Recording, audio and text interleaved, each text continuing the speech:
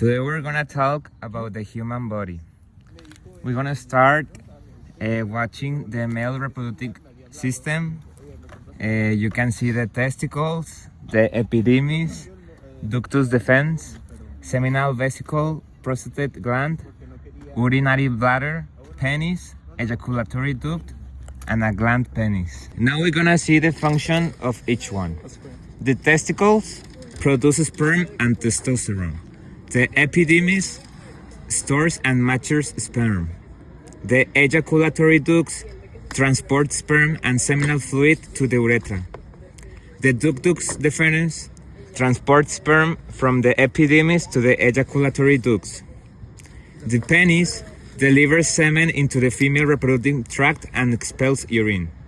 The seminal vesicles produce fluid that nourish sperm and aids to their mobility. The prostate gland produces fluid that liquefies semen and enhances sperm mobility. The urinary bladder stores urine until urination. And the gland's penis contains the urethral opening for semen, and urine expulsion aids in sexual arousal. We're going to now be talking about the pathway of sperm.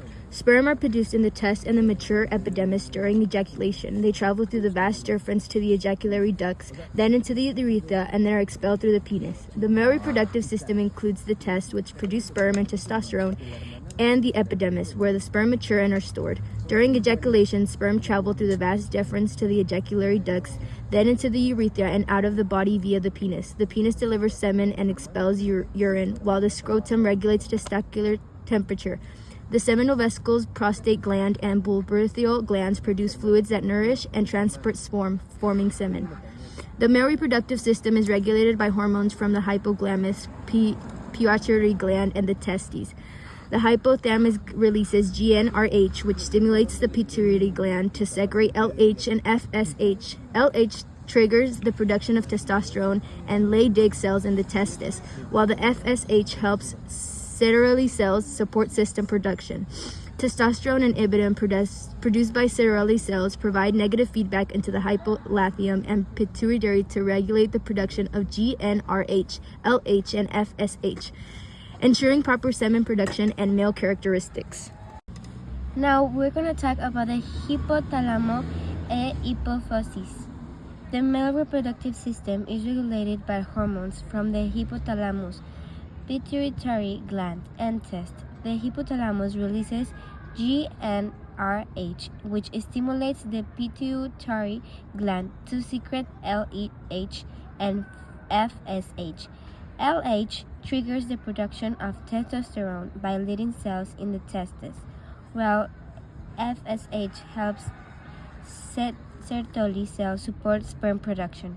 Testosterone and inhibin, produced by Sertoli cells, provide negative feedback to the hypothalamus and pituitary to regulate the production of GnRH, LH, and FSH, ensuring proper sperm production and male characteristics.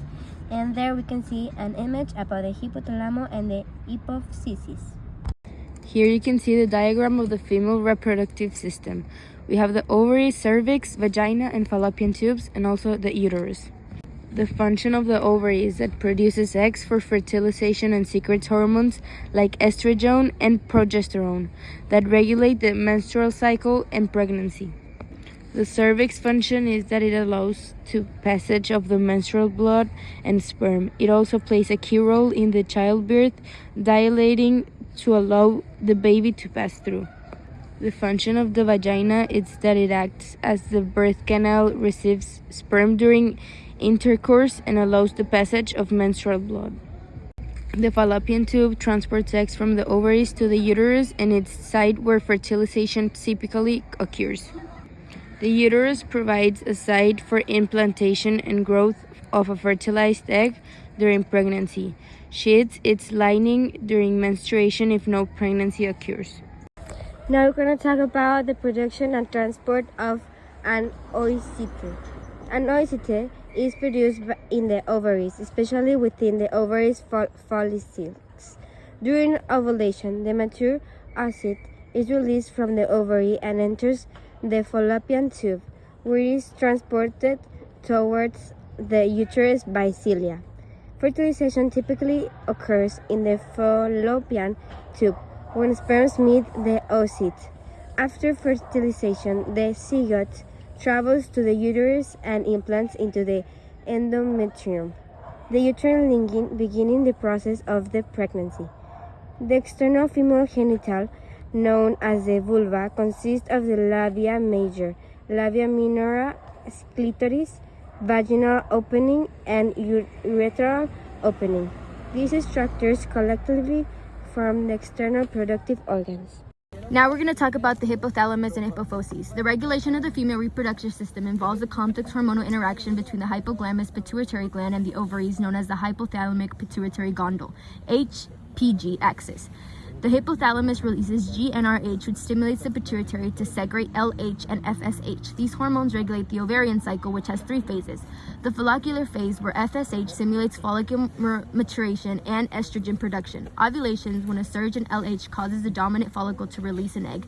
The luteal phase, where the corpus luteum secretes progesterone to produce uterus for the potential implantation. The uterine cycle, which involves changes in the epididymis, corresponds to the ovarian cycle. The proliferate phase, stimulated by the estrogen, thickens the epididymis in preparation for pregnancy. The secretory phase, driven by progesterone, further prepares the uterus. If fertilization does not occur, hormone levels drop, triggering the menstrual cycle. The ovarian and uterine cycles work together to ensure the body is prepared for pregnancy each month. Now we are going to explain the male and female reproductive systems and contraceptive methods. Condoms. How it works: a condom is worn over the penis during intercourse to physically block sperm from entering the vagina and fertilizing an egg. Effectiveness: highly effective in preventing pregnancy when used correctly. STI protection. Condoms are the only contraceptive method that also help protect against sexually transmitted infections, including HIV, gonorrhea, and chlamydia. Female condoms. How it works: a female condom is worn inside the vagina, creating the barrier that prevents sperm from entering the uterus. Effectiveness: can be effective but less reliable than male condoms. STI protection. Provides protection against the most STIs, including HIV. Birth condom pills. How it works: hormonal pills that contain estrogen and progesterone to prevent ovulation. Effectiveness: highly effective when taken consistently and the same time each day. STI protection. Does not protect against STIs. Implants. How it works: small rods implanted under the skin that release hormones, usually progesterone, to prevent ovulation and thicken cervical mucus to block sperm. It is very effective with long-term use. Does not protect against STI. Emergency contraceptive pills. How it works: pills taken after unprotected intercourse to prevent pregnancy by inhibiting ovulation or fertilization. Can be effective if taken within 72 hours after unprotected sex. Does not protect against STIs. Intrauterine device. How it works: a small device inserted into the uterus to prevent sperm from fertilizing an egg. It can be hormonal or copper-based. One of the most effective forms of contraception. Does not protect against STIs. Thank you for watching this video.